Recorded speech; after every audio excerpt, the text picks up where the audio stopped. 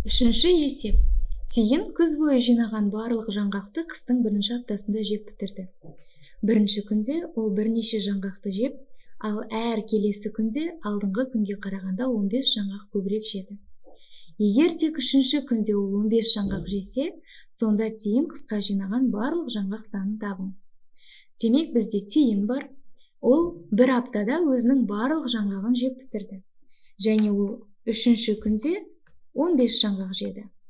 Ендеше біз осы арқылы оның бірінші күнде, екінші күнде, төртінші, бесінші, алтыншы және жетінші күнде қанша жаңғақ жегенін таба аламыз. Себебі ол әр күні 3 жаңғаққа көбірек жеген.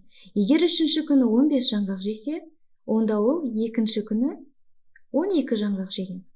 Ал бірінші күні 9 жаңғақ жеген. Төртінші күні 15-ке 3-ті қосамыз, 18 жаңғақ жеген. Бесінші күні 21, алтыншы күні 24, жетінші күні 27. Демек ол бір аптада барлық жаңғағын жеп бітірді. Енді бізге барлық жаңғақ санын табу керек. Онда осы сандардың барлығын қосамыз. Мұнда 12 мен 18 қосқан ыңғайлы 30 болады. 30-ға 21-ді қосамыз, 51. 51-ге былай жазып қояйық, ыңғайлы болу үшін. Немесе былай алсақ болады, ыңғайлы болу үшін. 30, 21 мен 9-да 30-ды береді, мұнда 60 болады.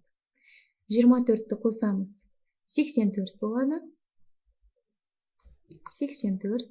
Әрі қарай оған мына 15-ті қосамыз, 99 болады. Және 99-ға соңғы 7-ші күні жеген жаңғағын қосамыз, 27. Бұл 126 болады. Демек, тиын күз бойы жинаған барлық жаңғағы ол 126. Нұсқалардың ішіндегі дұрысы С нұсқасы.